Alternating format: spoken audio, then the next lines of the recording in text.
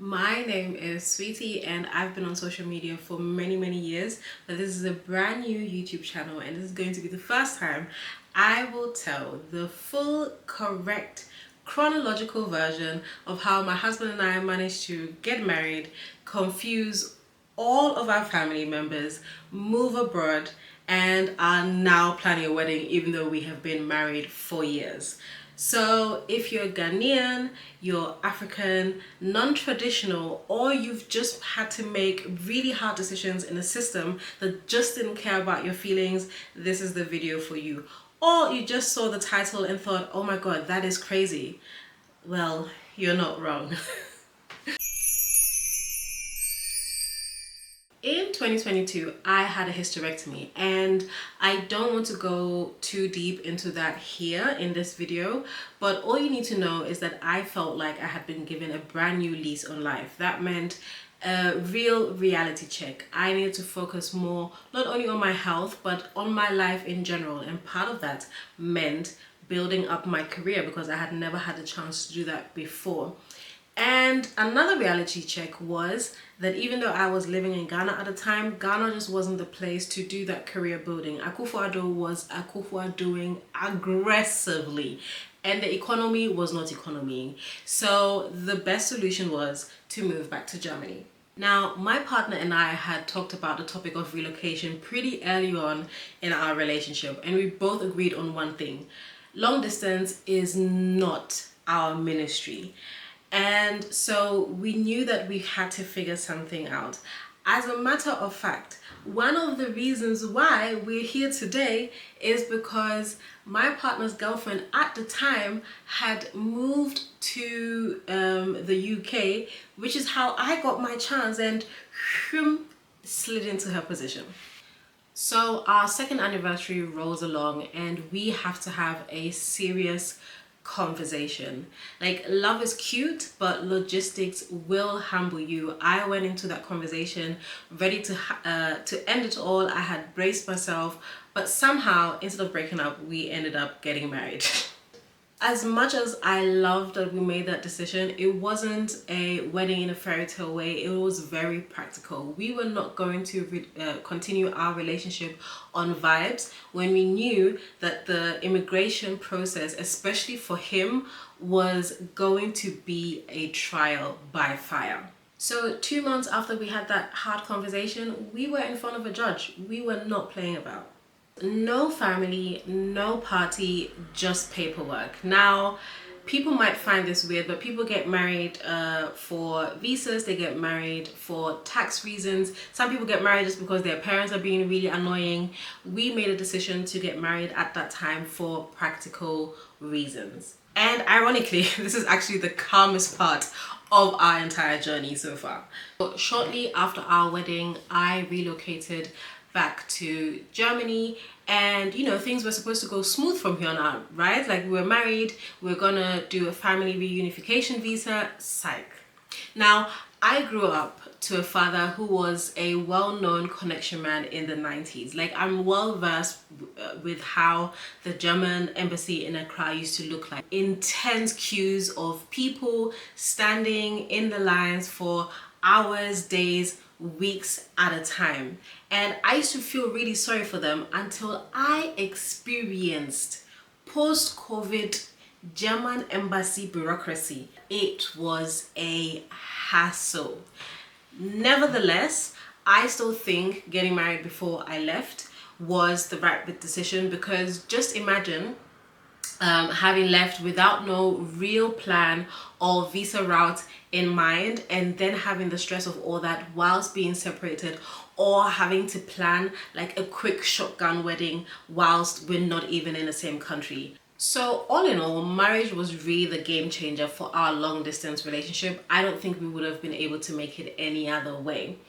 But we did keep it secret for a whole 18 months. And it wasn't because we were ashamed. It wasn't because we thought that we were doing anything wrong. But in the words of our relationship therapist, I have a low tolerance for trust, which means that I am constantly waiting for the other shoe to drop, and I just needed time to settle into the idea of being married before I let the world in. Also, the few people that did know that we were married were making a lot of commentary that was quite unsettling. For example, there was a lot of discussion about why a man who was born and raised in Ghana would marry a woman that was barren. And yes, like, those things were said in not so many words. A year after having moved to Germany, the visa process was going very, very slow, and I decided that I needed to go back home and see my husband. And this trip was really jam-packed because before this trip we had also talked about finally like letting people know that we were married, and a part of that process was to have a knocking ceremony. Now this is when things started getting messy, because when my father was alive we had a very loving relationship. Now his brothers, I literally do not know these men from Adam, but somehow everybody insisted that they had to have an active involvement in not only the knocking ceremony, but my marriage negotiations in general. Arguments were had, voices were raised, tears were shed, mostly mine, and at the end I gave up. They're invited, let them come. But did they turn up? You guess. They didn't.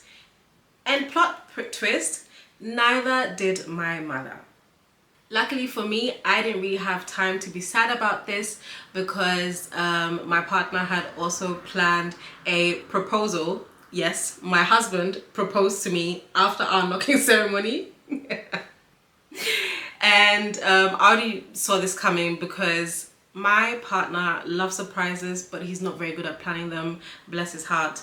I knew that it was going to happen the entire time, but it was still very, very beautiful. And we announced to our closest friends at an engagement party that we threw after the proposal. Now, some people were shocked, most of them weren't, because our friends already know we're unhinged. After all that fun stuff, I returned to Germany and further discussions about the next step in our traditional marriage process continued.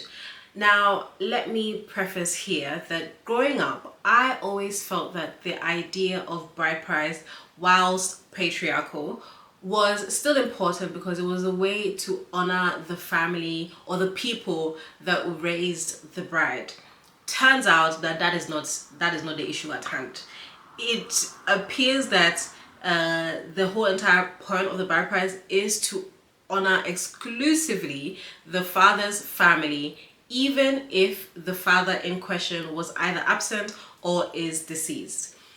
Once again, all of my pleas, all of my explanations that for me a marriage is should be intentional and is spiritual and just needed to be about relationships, all of that fell on deaf ears. So finally, my partner and I gave up.